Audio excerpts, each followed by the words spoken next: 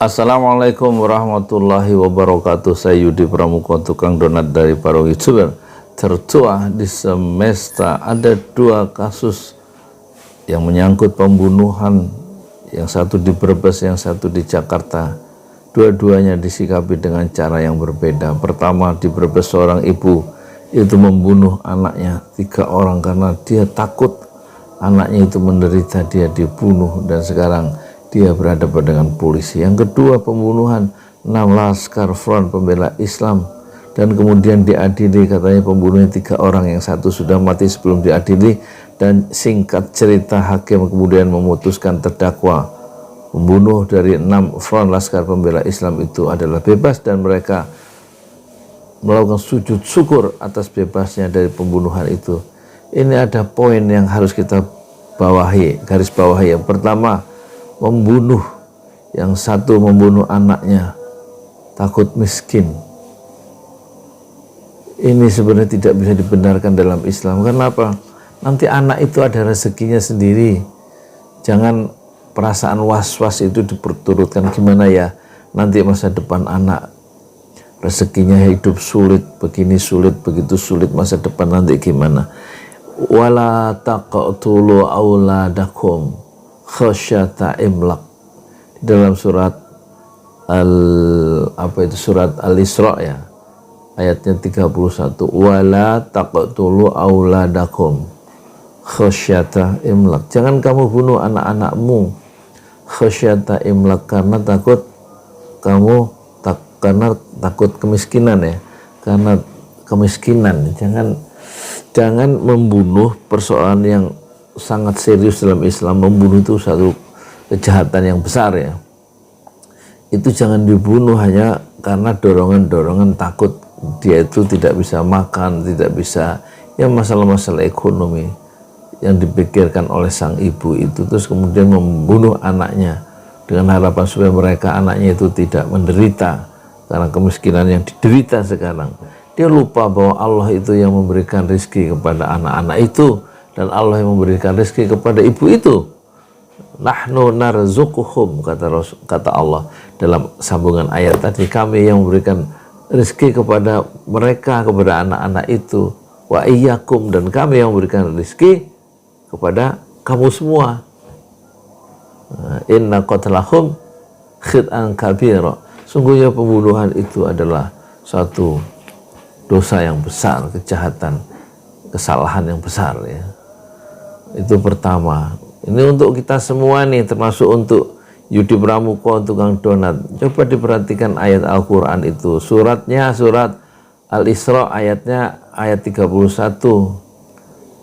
Wala taqtulu auladakum khasyata imlaq, jangan kamu bunuh anak-anakmu khasyata imlaq, karena takut kemiskinan ya.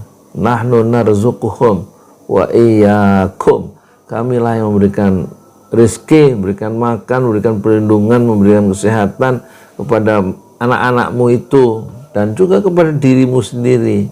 Inna qatlahum ya, inna qatlahum kana khit'an kabir, sungguhnya membunuh mereka itu adalah satu di sini terjemahnya apa?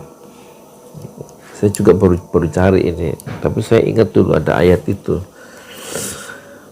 Sungguh suatu dosa yang besar ya, membunuh anak-anak itu, membunuh manusia itu dosa yang besar. Terus yang kedua, bebas dari membunuh, dibebaskan hakim, terus mereka sujud syukur. Sujud syukur untuk apa? Membunuh 6 Laskar Front Pembela Islam itu adalah satu kejahatan yang besar di sisi Allah, bukan di sisi hakim. Ya kan? Takut dengan hukuman terus dibebaskan oleh hakim dari tuntutan jaksa, itu mereka merasa gembira. Dosa-dosa yang sudah dilakukan dengan membunuh 6 orang dan mengirimkan 19 butir peluru ke tubuh dan ke kepala 6 orang hamba Allah itu satu kejahatan yang besar di sisi Allah, bukan perkara yang serius. Kok malah sujud syukur? Tobat harusnya, dan harus dikisos dalam hukum Islam, dibunuh kembali yang membunuh orang itu, membunuh seorang harus dibunuh kembali. Begitu, Masya Allah.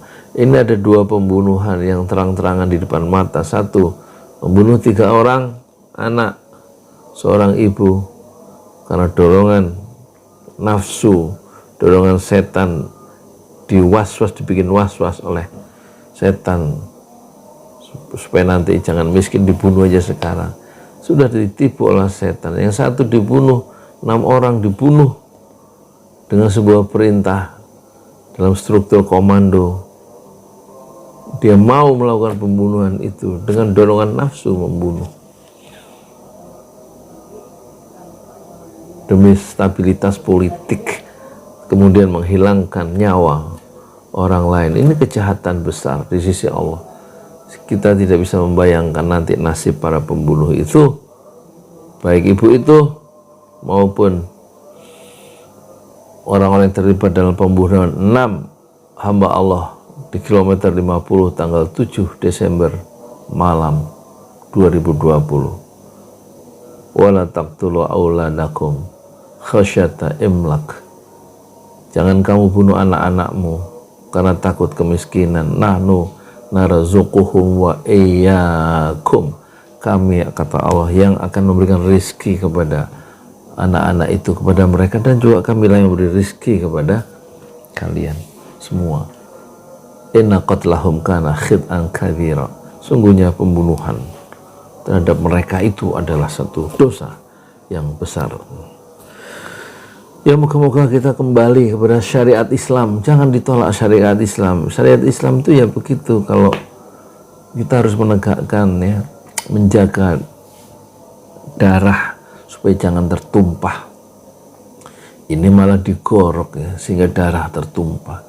Ini malah ditembak sehingga darah tertumpah lewat 19 butir peluru. Yang satu darah ditumpahkan melalui pisau. Masya Allah. Kita berlindung kepada Allah, ya, dari kejahatan membunuh diri sendiri juga dosa yang besar. Menjatuhkan diri dari apartemen lantai 12 itu juga dosa besar. Tidak boleh, ya, membunuh di dalam Islam, termasuk membunuh diri sendiri karena melihat masa depan yang gelap menurut persepsinya sendiri. Lupa bahwa Allah yang menciptakan matahari, Allah yang memberikan kehidupan, Allah yang memberikan cahaya matahari yang kita hisap dengan gratis, Allah memberikan air yang kita pakai untuk mandi setiap hari, Allah yang memberikan kesehatan. Semua dari Allah. Jangan semua dipikirkan dengan nafsu kita sendiri yang begitu hina nafsu itu. Mari kita berlindung kepada Allah. Allah tempat kita bergantung, Allah tempat kita berlindung, Allah tempat kita berlindung di dunia hingga ke negeri akhirat. Karena Tuhan dunia dan Tuhan akhirat adalah sama, yaitu Allah Subhanahu wa ta'ala. Assalamualaikum warahmatullahi wabarakatuh.